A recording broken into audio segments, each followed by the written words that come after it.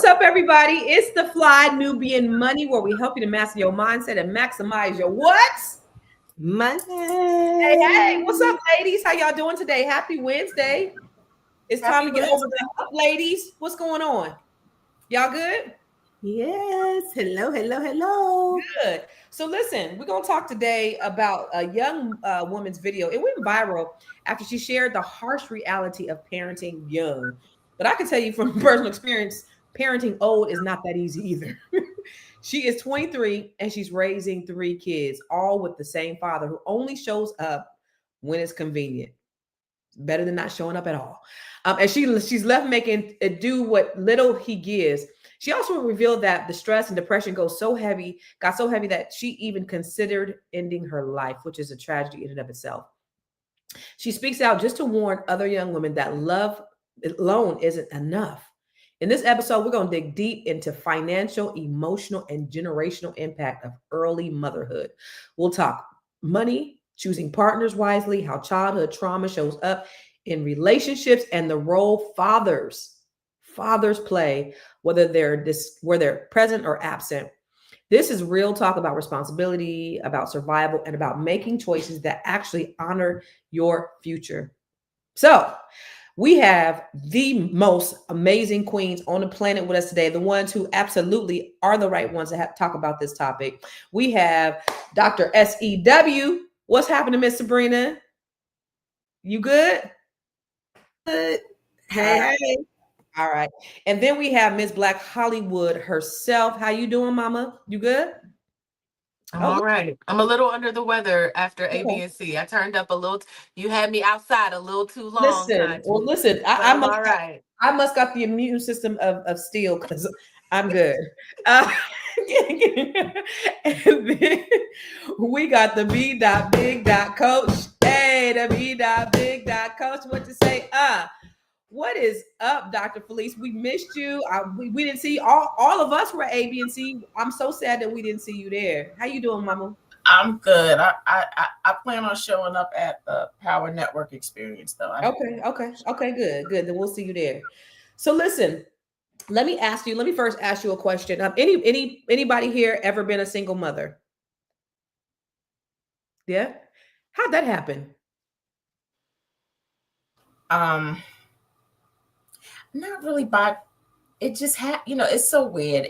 It happens, and I probably had some power in choosing the right partner, right? Like you just got to be careful. But he never intended on really being a full-time dad with my daughter, and so I had to make a really really powerful choice because I could feel the possible pain coming by him being inconsistent, saying that he was going to come and wouldn't show up. And it was happening when she was real little. And you know how excited little children are when they think they're going to see their father. And then when they don't come, you take on that pain too. And so I just saw the repeated behavior of him not showing up consistently or when he promised. And so I made the choice of saying, you know what, don't even worry. I just didn't want that to be the model. And I didn't want her to be okay with becoming familiar with the man being able to break his promises to her. I didn't want that for her. I didn't want to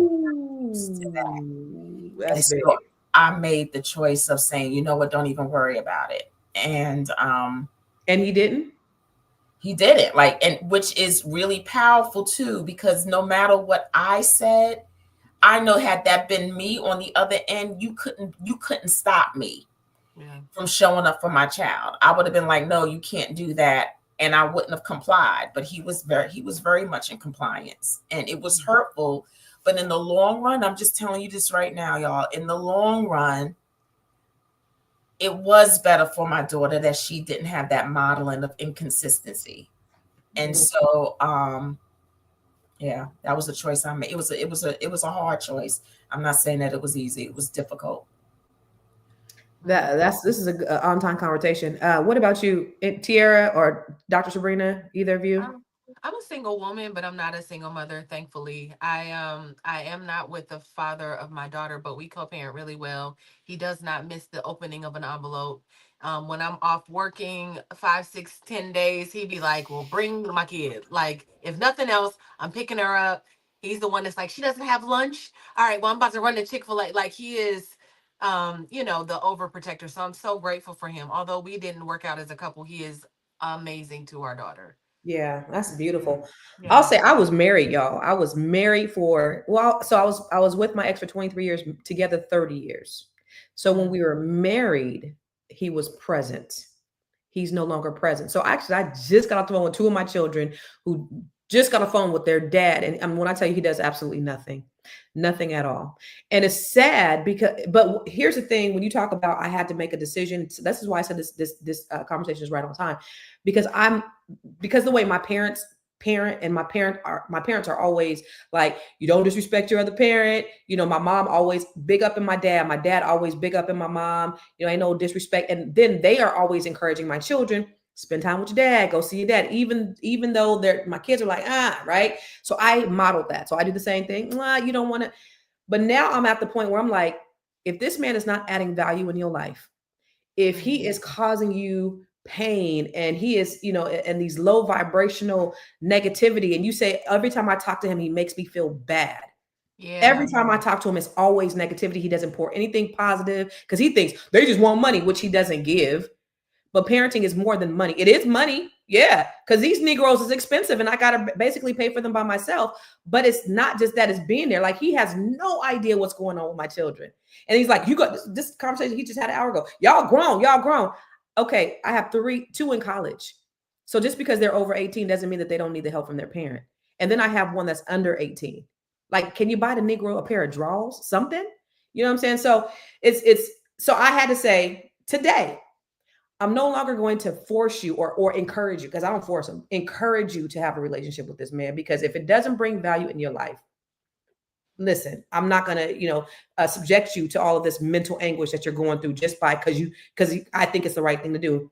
If you need to cut him off, cut that Negro off. That's where I'm at. Do you think it's because is it a bitterness towards you that he Yes. takes it out on the children? It's that, but it's also, I don't know. I mean, I wish he loved them more than he hated me, but even more than that, he thinks, oh, she got it, but it's more than money. It's like support. Yeah. It's, he's there and he's close to Jackson, and my son needs him. He's like, hey, Dad, can you help me with this? My other son just wrote to him this long letter last week and was like, now I really see that the only reason why you were a parent was because my mom made you. And now that you no longer have to be. And he said, that's what hurts the most. Every time I call you to ask you for something, I feel like it's a burden. And that's what hurts me. This is a text that he sent to me and his dad. And it was really sad. And I felt bad because he's like, every single time that I need you to come through, you don't.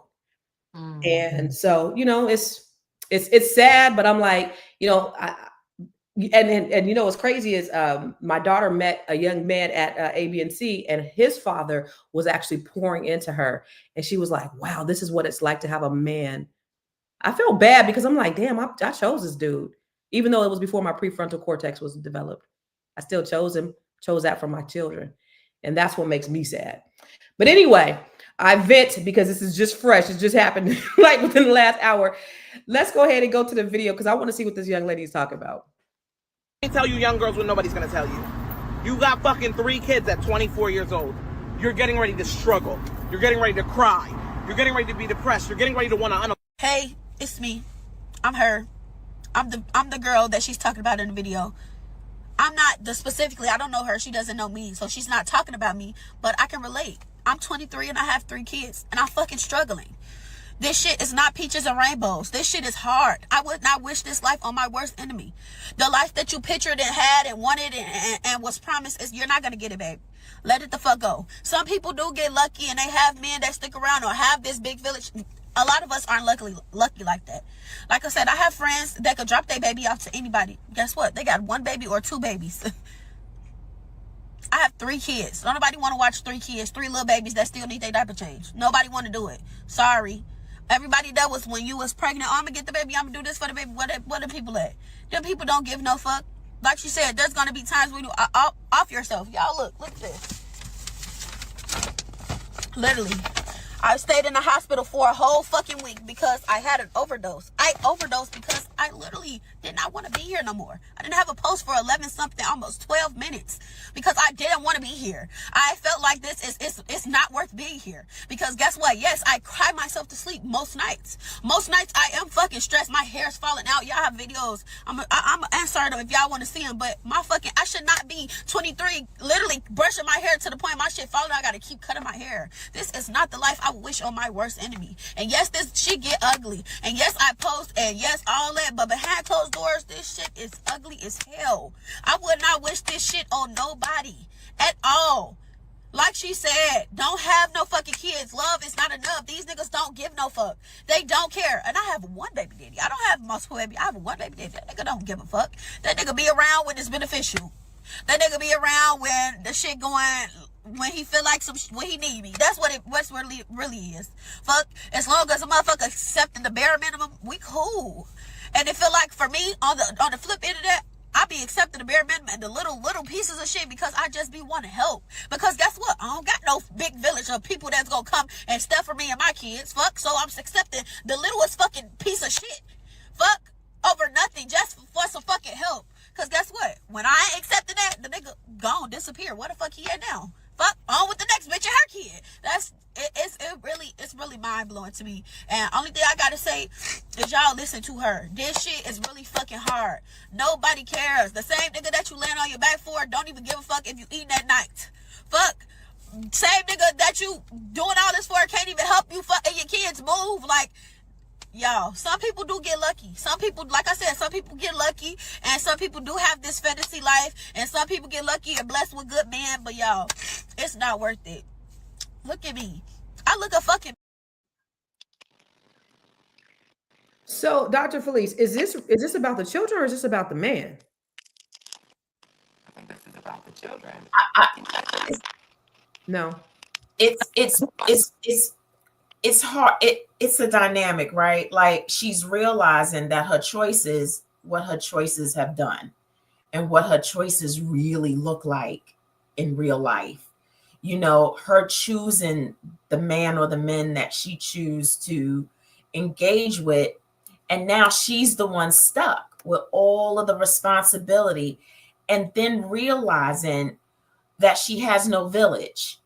And some of that is, like she even said, some of that is understandable, because 3 kids in diapers, like, that's hard to find support for 3. And so she realizes what her choices look like now, and she's incapable of really meeting the needs of her responsibilities in a way that keeps her mentally sound. And so it's really about ultimately her choices. Okay. What would you say? What kind of advice would you give her, Dr. Sabrina? Parenting is hard. Even when you have someone to help you, it's hard. And I think, even though the village that she is seeking may not be as she envisioned it, there are people out there that will help. Now, finding them, may be kind of tough, but the reality is, the first and foremost, she has got to think about her mental health. If she's already thinking about hurting herself, then she's not in a good space to really be trying to take care of those kids right now. So, she may have to do the hard thing, give them up, put them with foster parents for a while until she gets herself together. But the reality is, if you're not good, you can't pour from a cup that's empty. You cannot do that. And our children deserve better. They deserve better from both the mother and the father. Yeah. Tiara, how's your mic? Is your mic? Oh, where'd Tiara go? Oh, Tiara's not here. What do you think? For you, I'll ask you, Dr. Felice. What are the hardest realities that young single mothers face when they're raising their children alone? The emotional toil that it takes on you. First, your choice, that you're one of the primary reasons you're in that spot. Then the fact that how hard it is. Like, people don't understand the challenge it is to being a single parent. When the reality hits that it's just you that is the one that's going to make sure they eat. It's you that's going to make sure that they have a shelter, just the basics. Yeah. And add on if they sick and you're the only one that has to be out of work because they can't go to school because the school's not going to let them in, but you have nobody else to make sure. And then you got the pressures of your job saying, well, I don't care if your child's like all of those dynamics that come with being a single parent. It's real, and it could play an emotional toll on you. And where do you go when you have no village? Where do you go? And so it's $1 million question. I heard her, I felt her, been there, but like could write it, like wrote the book. Like it's not easy. And really she has to find a way to get some kind of support and resources to help her to manage all of that. Because before you can even start on your mental, you must get your basic needs met first. I can't help you figure out how you're feeling and your rent is due and you don't know how that's going to get paid. Like you got to pay the rent first before we even begin with the mental and how to handle that. And so your basic needs have to be met first before she can even go to a therapist. Yeah. I also think those choices that she made, you know, she made a decision to be with this man that probably wasn't shit, because you don't just wake up and not be shit. So there was probably some red flags down the line, and you know, then she went and had another baby and another baby and another baby, and then now he's on to, because when she mentioned he on to the next one, take care of somebody, and so that also is really like, you got the nerve, you got these kids over here, you doing nothing for, now you over there, because I see that a lot with a lot of women. You got the nerve to go take care of somebody else's kids, the nerve, the daring nerve. So that's also a thing as well, you know, which is probably affects her mental. But we'll talk more about it when we come back from the commercial. It's a good show right here. But I'm biased. If you are just tuning in, you are watching Fly Nubian Money, where we help you master your mindset and maximize your money. My name is Tiara Williams. I'm also known as Miss Black Hollywood, and I'm the proud producer of this show because it is lit. If you want to receive notifications for when we go live Monday through Friday, 1 to 2 p.m. Eastern Standard Time. All you have to do is text the word Queens to 87948. That's Queens to 87948. That's QUEENS to 87948.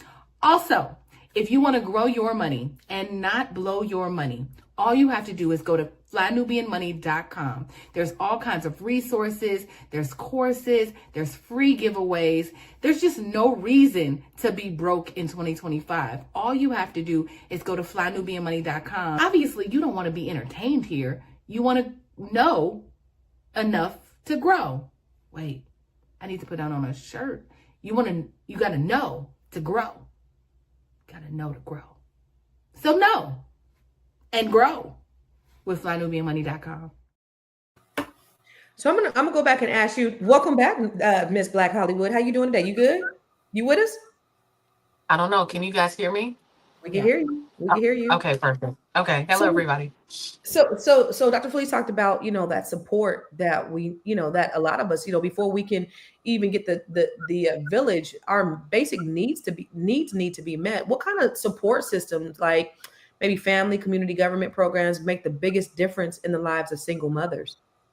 Yeah, you know, thankfully, I literally, I between working and having a father that is present, I really I haven't had to go and like find those resources, thankfully.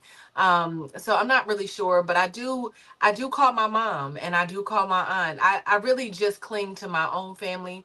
The only thing I've really had, actually, I can say this, us living in California and my family being in the South and on the East Coast, I've had to rely on his family a whole lot.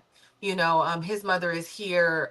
She is mother, uncles, cousins. And so I've definitely just used them as a part of my extended family. They are our village and, you know, they are his family. So that has been my experience. I haven't had to go and find funding or anything like that, thankfully.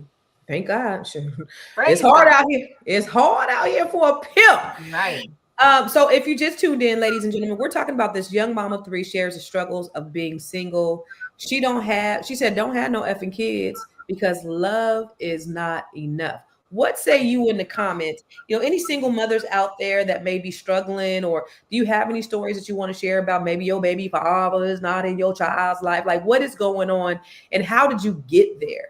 Like I said, for me, I was married, so that wasn't the plan, but it ended up being a plan for me, 30 years later. And it's unfortunate. It's really unfortunate that, somebody could just be there. One thing my daughter said one time is, I would have rather never had a father than to have had a father and then him no longer be present in my life. I wish he just was never there in the first place. I was like, oh, that killed my life, because it's like, and then again, I feel partially responsible because I chose the Negro. But let's take a look at this other video that we have here. A baby daddy will have you thinking the mother of his child is a clown. The whole time she's a boss and he's the bum.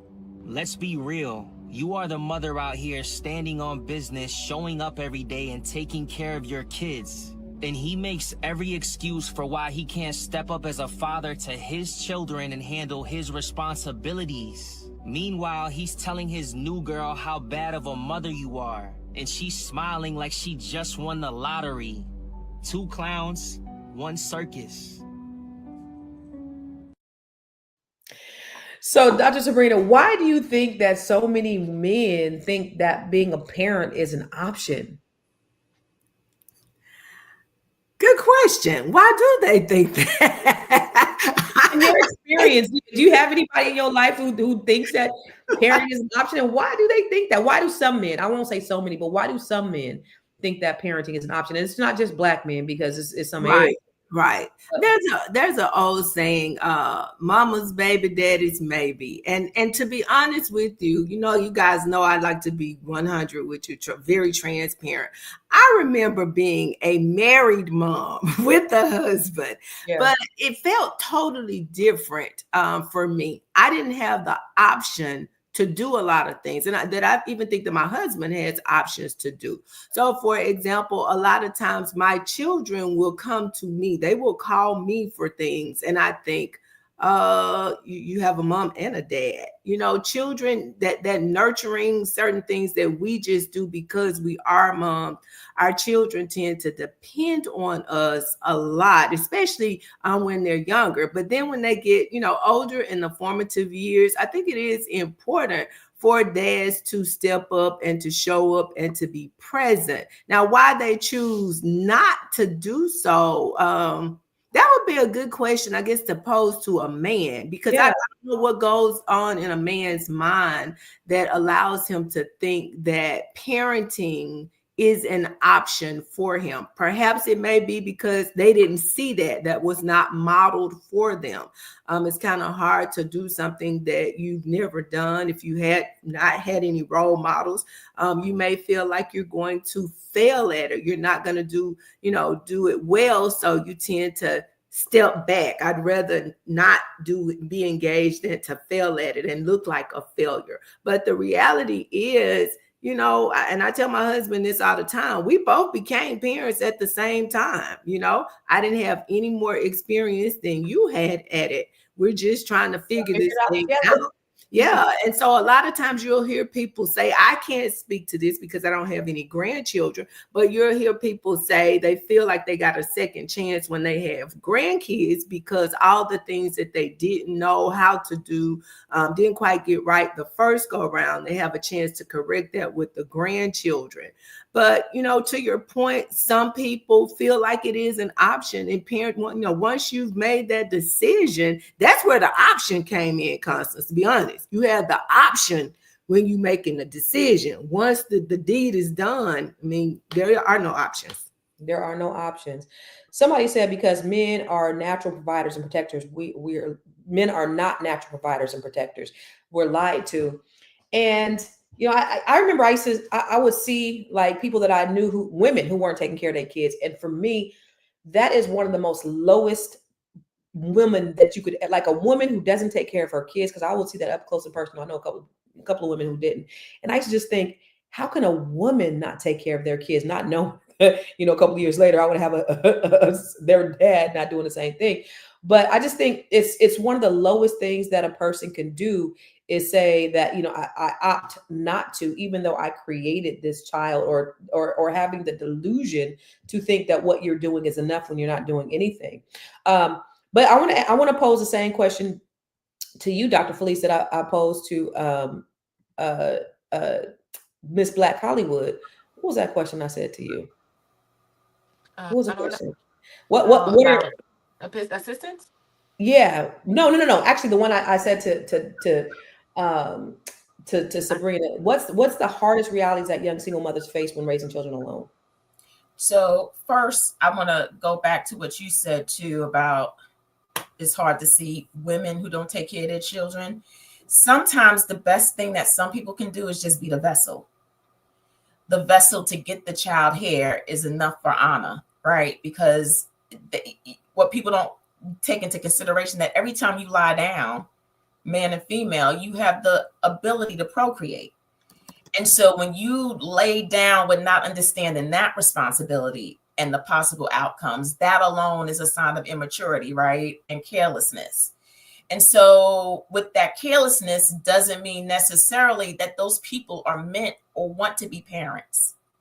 Everybody is not a parent, and everybody doesn't want to be a parent, but some of them choose to bring that child forth so that they can have an opportunity to pursue their purpose, plan, and call on life. Right. And sometimes that's their best. So with that being said, some of the reasons why I think, or some of the things that are hard is I knew for me was the guilt that I carried. Knowing that I couldn't show up as a man and a woman for my child. And so that was very hard for me. What was hard for me was the heartbreak that my daughter would experience from the broken promise. That is what was difficult for me. And me trying to overcompensate in other ways took a toll on me and zapped my energy. And so I really depended upon the goodness of friends.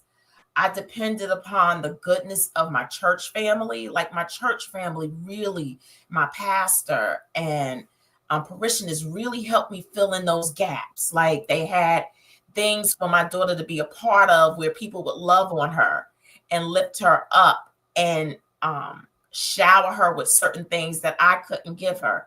So I really depend, even though it was a limited village, it got us through. So I took the limits. So whatever that was available to me, I took it and I embraced it.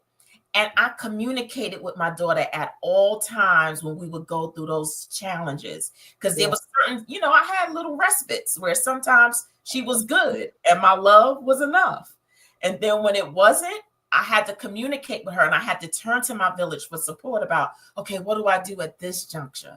And how do I get through this? And I would talk her through that. And so we got through, the best way we knew how. But that was, and I did experience financial difficulties. And, where I told people all the time, I was robbing a disciple a month. There was 12 and I pick and choose what disciple that month. And then I would ask for forgiveness for the stealing. And so I just had to do and make do with what I had at those times. But you are here. And that's what it sounds like. It sounds like she needs some type of support system, maybe a church family that she can go to or some other type of group or village. There's lots of support out there. I think she probably should seek the advice of some type of support. But let's go to the next. Let's go to a commercial and we'll talk more about it when we get back. I know you're busy, you got things to do, and you can't take us on the go with you every single day. Good news for you. We are now on Spotify. So if you can't watch us, now you can listen to us on Spotify. Search Fly Nubian Money and all the episodes shall appear. All you have to do is like, subscribe, leave a 5-star rating, leave some comments, tell people how you love us so that when other people come along and are looking for a great show to watch, they can find Fly Nubian Money too. One last thing, and just in case you've been sitting under a rock, Fly Nubian Money now has an investment club. We are the Fly Nubian Money Club. It's easy. All you have to do is go to flynubianmoneyclub.com, and I am committed to bringing in top experts from all industries to help you level up. They're teaching us the skills that we need to compete in this market.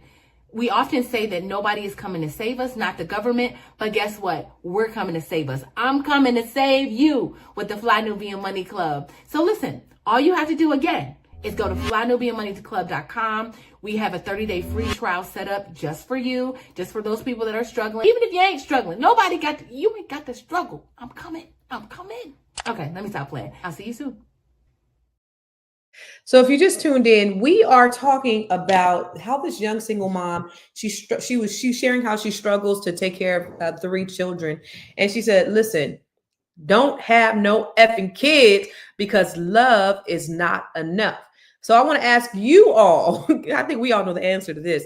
Is love enough? And is it really love? Because love is more than just a feeling. It's an action. It is, what is that person? Who is that person? It's the fruits of the spirit. It's, it's what you do and not what you say and how you feel, not just how you feel. So I think a lot of people get caught up in the idea of love, and then, then they end up on their back on some shit that they probably will regret for the rest of their lives. Let's take a look at some stats before we go to the next video.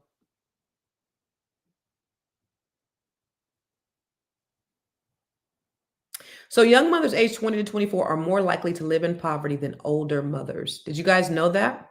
Yeah, it makes sense. Give us another one. Over 60% of single mothers report financial struggles as a primary stressor. Children in single parent homes are twice as likely to experience economic hardship. Sad. Early motherhood often correlates with interrupted education and limited earning potential.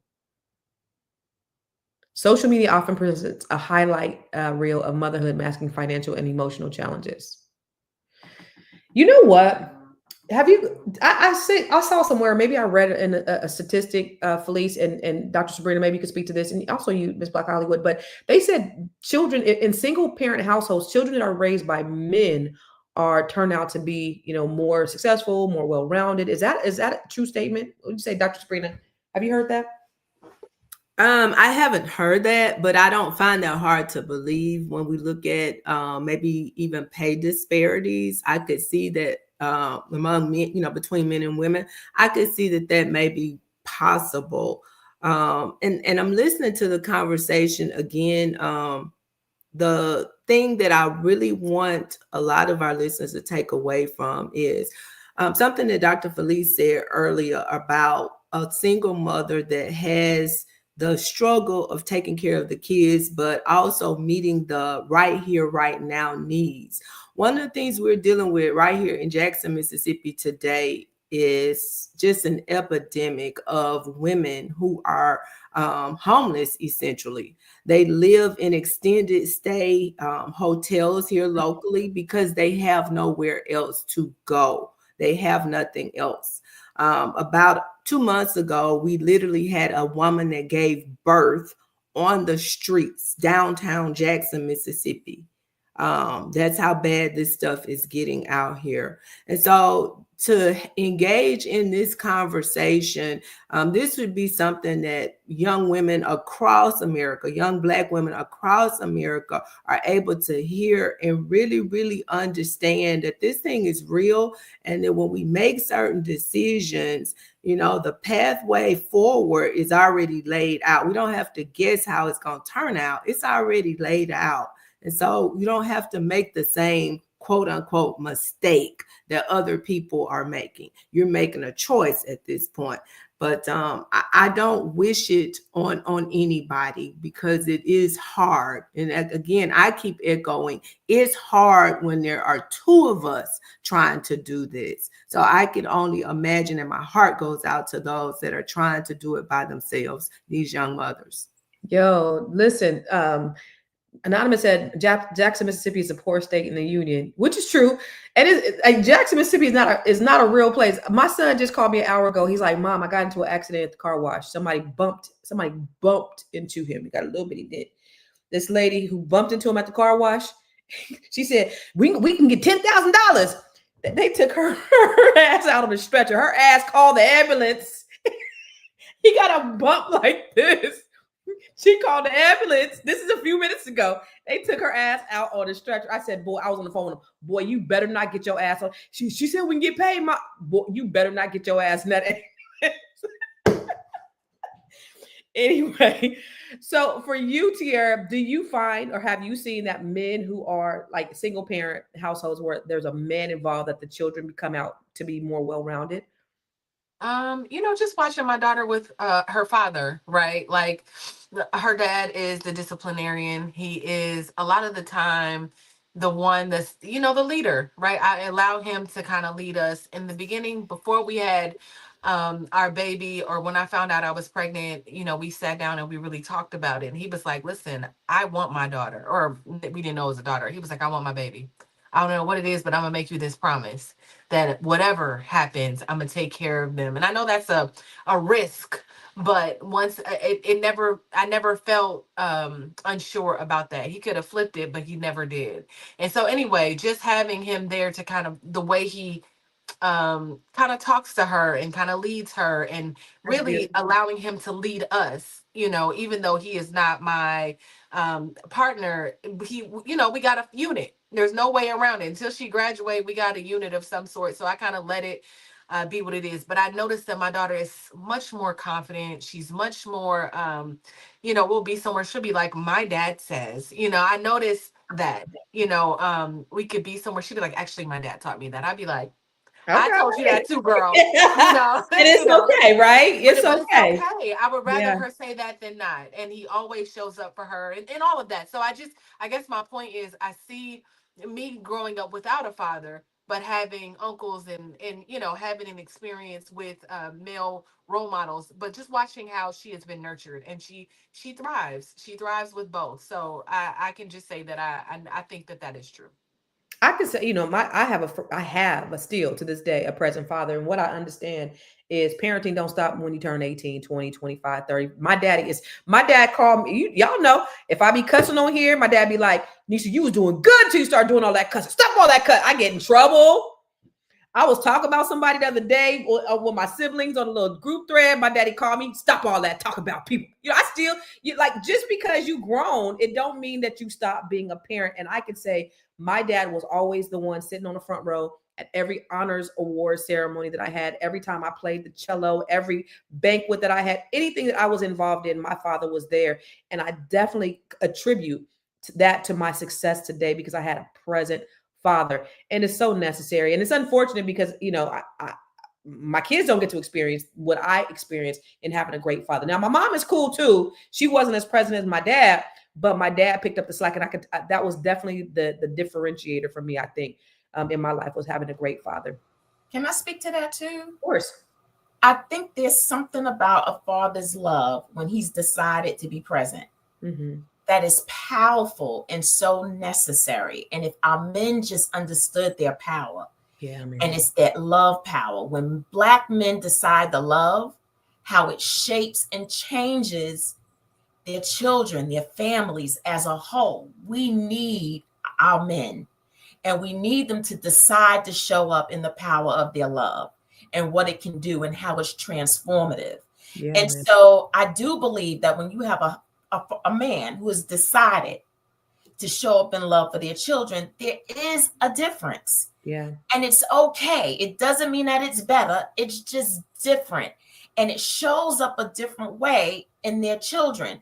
They have a higher sense of confidence, I think, when they know that their dad is on the scene. They have a higher sense of safety and security when they know their dad is on the scene. Men are meticulous, and they're not multitaskers like us. Yeah. We try and take on all the things. So we watching the kid, we cooking. Men, when they doing something, they doing that. So when they are with their child, they are I'm not saying across the board, but many times they are present. They're more present than we are. Can you imagine what that feels like in a child's life to have a present dad? Man, it's dope. Right? It's dope. Mm-hmm. And so, oh my gosh, the power of men when they decide to show up in their love and what it means. So absolutely, I can see beautiful. It's beautiful. Anonymous said that's only for girls. The boys have to go out on their own, not for us. So my dad is the present dad for me, my brothers, my sister. My brother is over there helping my dad. He still goes over there and helps him mow the lawn. My dad go to my brother's house and he like that's just how my dad raised us. So my father didn't say, "Oh boy, you go." I mean, he's harder on my son, right? He's harder on but I mean, not my son, my brother. He's he treats my son like a man, but still there. That Negro is 8 years older than me, so that means he's 57, and my dad still be on his helmet too. So I mean, it's until the day he dies, until the day we die, we are parents to our children. Let's go to our next video. A baby daddy will have.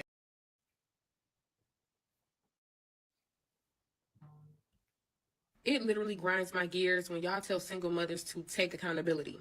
Bro, me taking care of the freaking child or the children is taking accountability. Do y'all not know what the fuck accountability looks like? Y'all don't know? It is when you take action against a decision you made. If it had ill consequences, you are dealing with it. You're actionable things, i.e. taking care of said child/children. And I know y'all saw homegirl crying early this morning or last night or whatever, and she got the 3 kids and all the drama, right? And so the one girl was like, why, if you couldn't afford the first kid or the second, why did you have the third? The girl said the first 2, she was like barely holding on, and she acknowledged that, and she told him that. And you know what I'm saying? The fact that he was a good man to her other kids, she didn't feel the need to put up, you know what I'm saying, to stop a pregnancy from happening with him or having a third child, because she. This is called enabling bad behavior. This is a reason why people feel valid and not taking responsibility, because that same girl that she was talking about, she was pissed at me for even bringing out or pointing out the fact that she was a 3-time single baby mama who kids are the ones that's going to suffer as a result of. See, they think that taking responsibility is the fact that you're still a mother. It's not, because she was making excuses as to why her behavior was valid. That's not taking responsibility. And then what happens is you start to blame other people. She was blaming her baby fathers for her plight and her situation, instead of saying, you know what, I opened up my legs, I messed up, I shouldn't have did it, so on and so forth. And then she started to get cash apps. You know what wound up happening? She started to get a bunch of cash apps, and then she had other people paying for her daycare and stuff like that. And then she looked up and she was like, hey man, my account's still in the negative. Somebody scam me. And then it was back to this vicious cycle, which the children are. So, okay. So I guess the question is, Queens, it's like, is there a blame game, right? There actually, the first young lady that was talking, we actually obviously responded to I don't know the first lady's I didn't watch that whole video, but the young lady that we modeled this episode off of basically said, hey, listen, I have 3 children, they're all in diapers. Is it her fault that she kept having a baby? Like, who should we hold accountable? Is it a blame game, or what do you ladies think? What do you think, Dr. Sabrina? I won't say, I don't like to say fault. I'm not going to say that. But I will say she made a conscious choice. She made a conscious choice to continue having children, because the reality is we all know how to get them. We know where they come from. We are grown enough to know what it takes to get them. But we also know what it takes to stop them from coming as well. And so I think that's a conversation that we got to start having with these young women.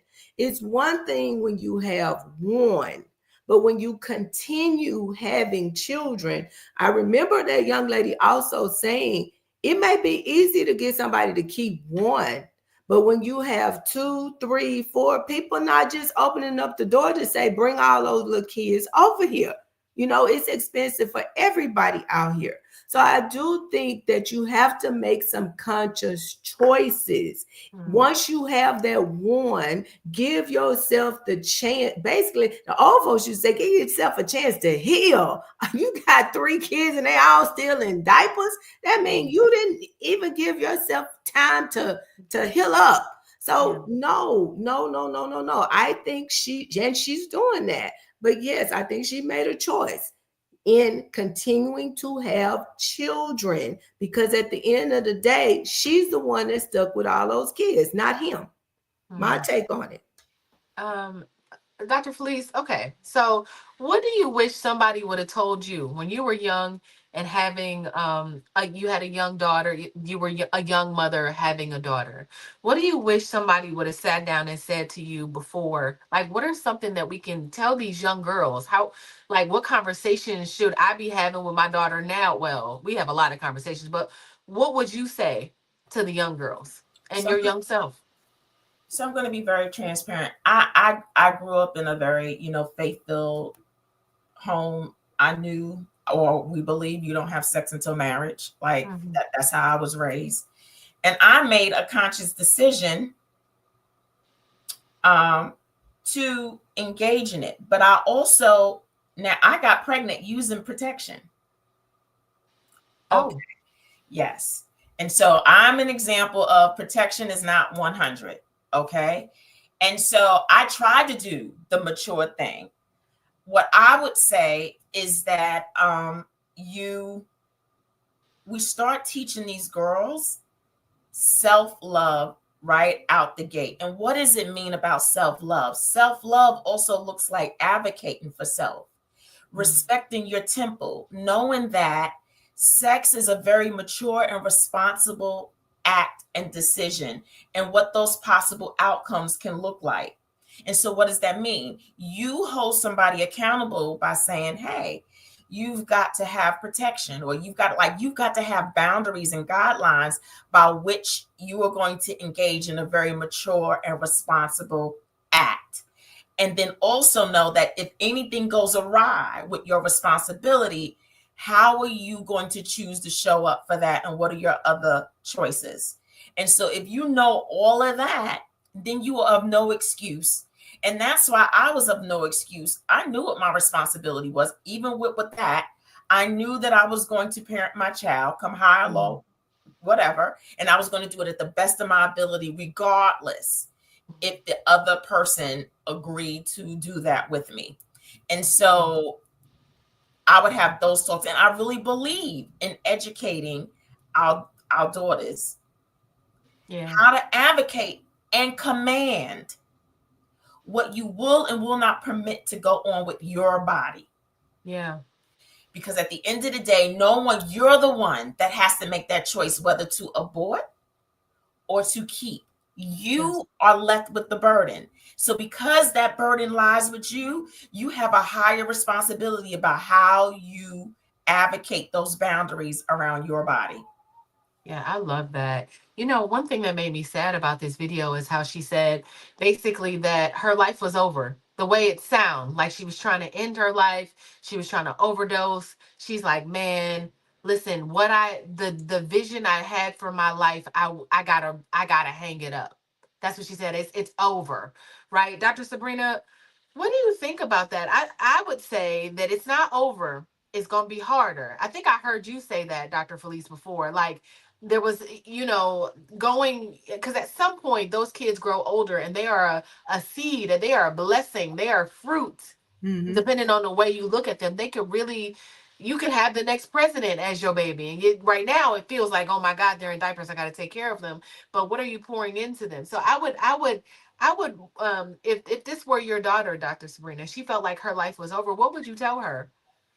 Well, the vision, it depends on what the vision was for her life. Actually, my question would be, did you think about that vision for your life before you made the decision to start having these children? And how did having these children play into that vision? Were the children a part of that vision? Because at what point did the vision come? If she had the vision prior to having the children, were the children part of it? I mean, I guess I have to understand where she's going with this whole, what the vision for her life was. What, Right. to have the kids, have the guy, and live happily ever after? Is that, was that the vision that she's talking about that she had for her life? Now, that may change, that may have changed. Reality is now setting in. Things are difficult, but I don't think life is over just because you have children. Yes, it may be a struggle. Yes, you may have to, do some things that you did not see yourself doing. Yes, things may be different. And the reason why I can sit here and say that is I've seen too many people do it. I've seen too many people do it. But again, it is important when you find yourselves in that situation, you have to have help. You have to have a village around you. I know there are people that think, well, I saw my mom and my dad do it, or I saw my sister and my brother-in-law do it, or whatever, and they didn't seem like they had any help. They just did it. Trust me, they had some help. I have a spouse. We're doing it together, but I'm not going to sit here and lie and say that we did not have help. That would be totally disingenuous. I traveled for work. My husband traveled for work. We had to have help. So got to have a support system. Yeah, I agree with that. It just makes me sad. What would you tell her to her vision if she saw herself with this young man? You know what I heard when she was saying, talking about, having these three kids and love not being enough. It's obvious that she was in love with this young man. And she was talking about taking the bare minimum. Oh Lord, what's happening? Constance is here. Okay. Her taking the bare minimum from her just to have a piece of him. What it sounded like she was saying, like he just comes in when it's convenient. He comes in when he needs a little sex or whatever it is that she's saying when he needs me is what she said. But otherwise, he's not connected to that situation.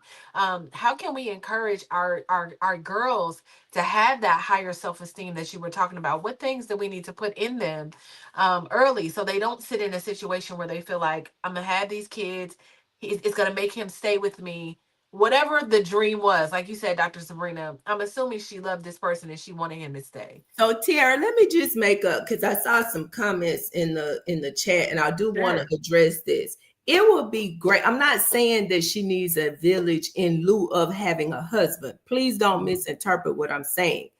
We're not talking about the ideal situation. Ideally, yes, she does need a husband, but we're talking about her right here, right now. And right here, right now, she doesn't have a husband. She's talking about the state that she finds herself in right now. So since she does not have a husband, what we are suggesting is that she does need some type of support system to help her where she is right now. Because the reality is having 3 kids makes it even tougher for her now to have a husband. So I just wanted to clear that up. I'm not suggesting that she needs a village in lieu of a husband. That's not what this is. Yeah. I mean, at this point, she's saying she's suicidal, right? Yeah. There's a lot of things happening, right? You can't get a husband right now, boo. You got to work on self. It's not even a season. Nobody wants to walk into the middle of chaos, right? And be like, okay, let me make it better. But I guess that's my question for you. What can be done at this point? What do you take someone like, what would you tell her, Dr. Felice? I know you said you couldn't really say anything unless she got her basic needs met before, but like, what do you tell young girls? So I'll just say, what do you tell young girls to keep their esteem, keep them out of these situations? Tell them that, we've all made mistakes. We've all made choices, that we have these outcomes that we have to be responsible for, but that you are still enough, that there's still hope, and that this is temporary. I know that it looks like it's forever, but it is temporary. That's right. So now let's start pouring back into you in a way that builds up your tank so that you can go ahead and take care of these babies. So first, one of the things that I do when I work with women around self-esteem is let's get to know who you are. What does it mean to be you? And then let's create who you want to become, because those two things are very important. Why? It's because when you know who you are and who you want to become, you're going to hopefully make choices that align with that vision. Right? So I give people the example. You want to be a chef. Well, you're not going to go to a school and make choices that's for engineering or medical. You're going to make choices that align with the vision of you becoming a chef. That's why it's so important to know who you are. What are those things that make you you? Because once you start getting insight about who you are and learning that how you were created is enough, is one of the basic foundational things about that helps you to start recognizing and loving on you. And then when you can start creating a visual about who you are and how you want to evolve, those choices that align with that are going to start building your confidence. When you start building your confidence, you show up into spaces better. And those choices come along with you. And then the universe will start mirroring that you. And so I just do a real basic foundational thing about how you start training yourself to love you. I love that. I love that. I want to go to some of these comments. I love that. I want to do that today. And I feel confident, but I love that. Even as an exercise for all of us, right? Do you have something to add to that, Dr. Sabrina, before I go to these comments? Because that was good. Oh, I can't hear you. What'd you say? Go ahead to the comments. They're good.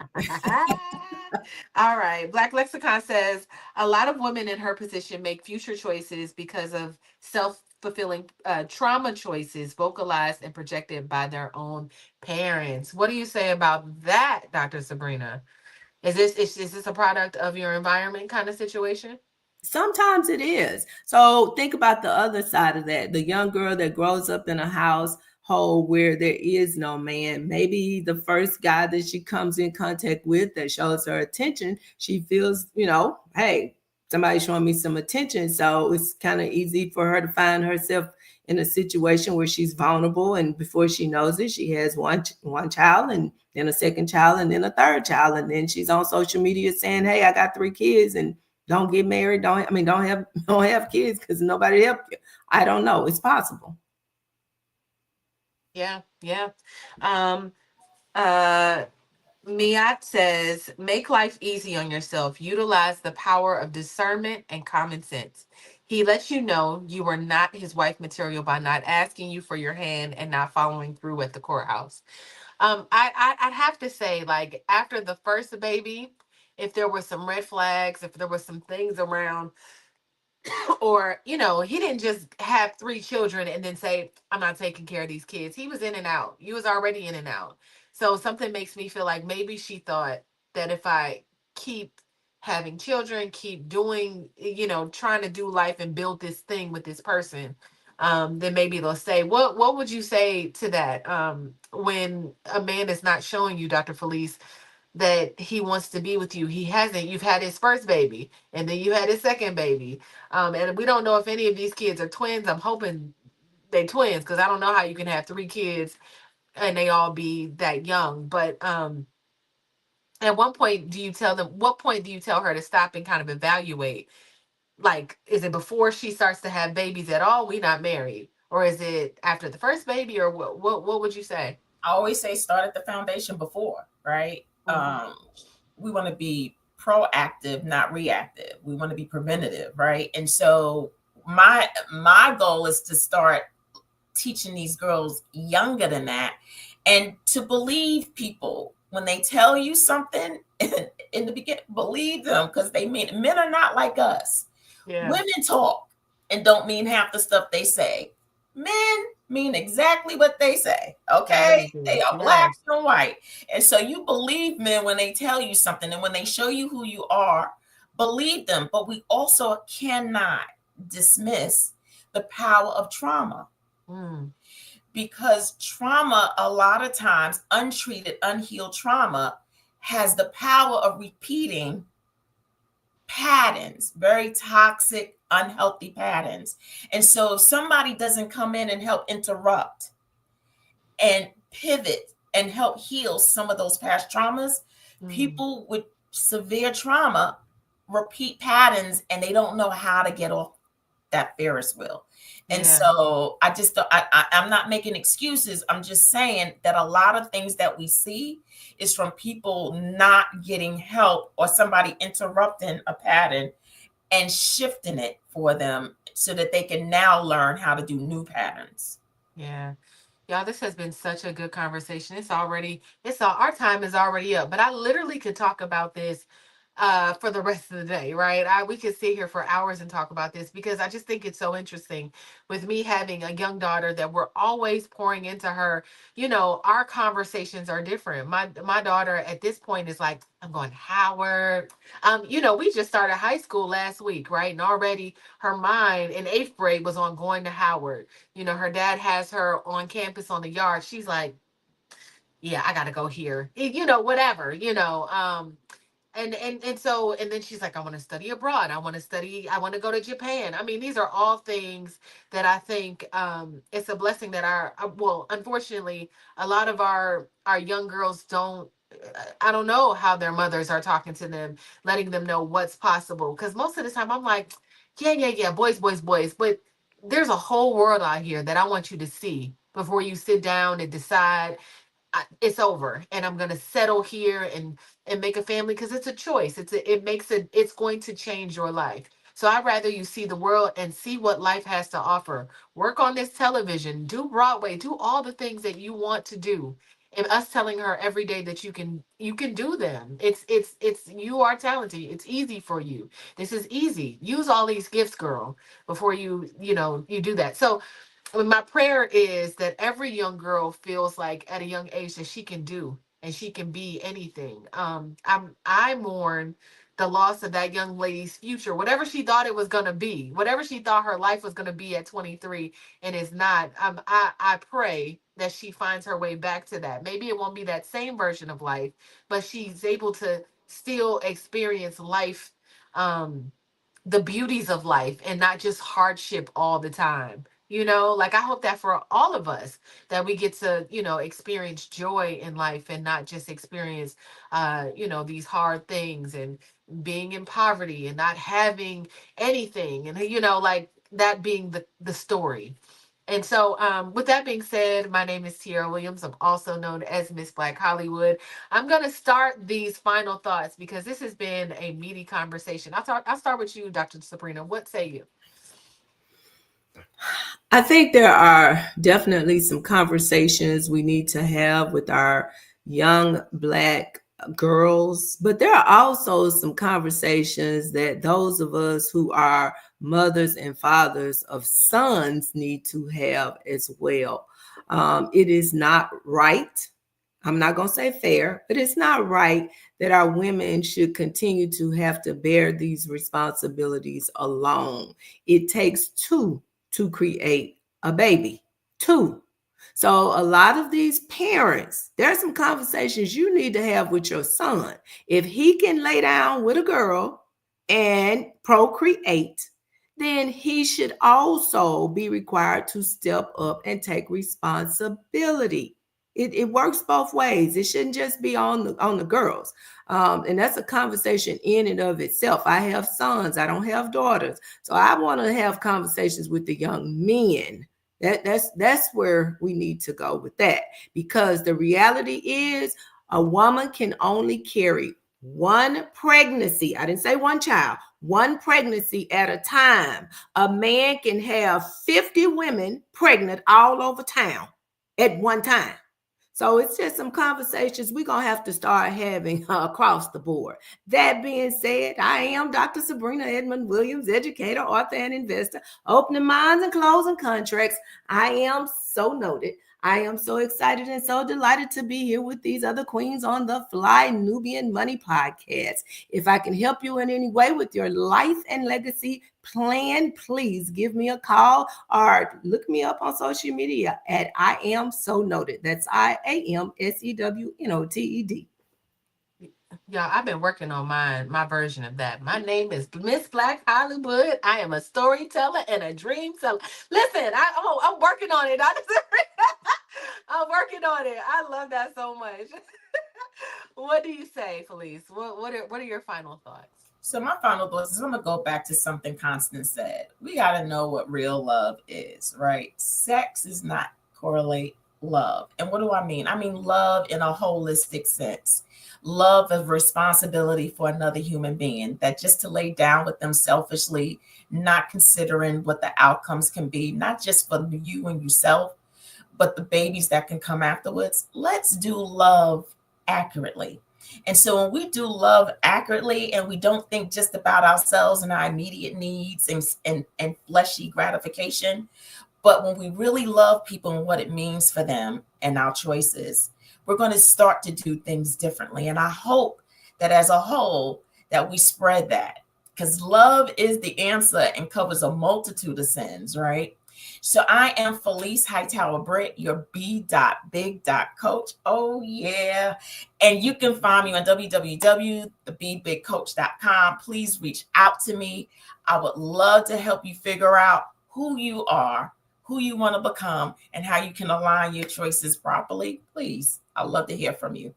Yes, yes. Make sure you check these queens out. And of course, don't forget Constance. She's at I am Constance Carter across all platforms. Make sure you check her out. You already know the queen is amazing. So that is our conversation for today, y'all. We want to thank some people that have come through. Anonymous, I wish you would have pulled up on us in Atlanta. We was talking about you. We were talking about you, surprisingly. Like, I wonder if Anonymous here.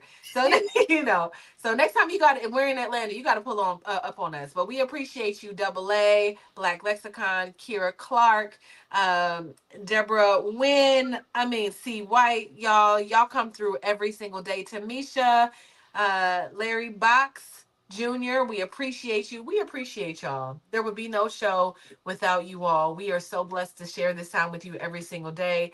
And with that being said, we will see you tomorrow, same time. Who says same bat channel? We'll be here. All right, we'll see you tomorrow. We love y'all. Bye.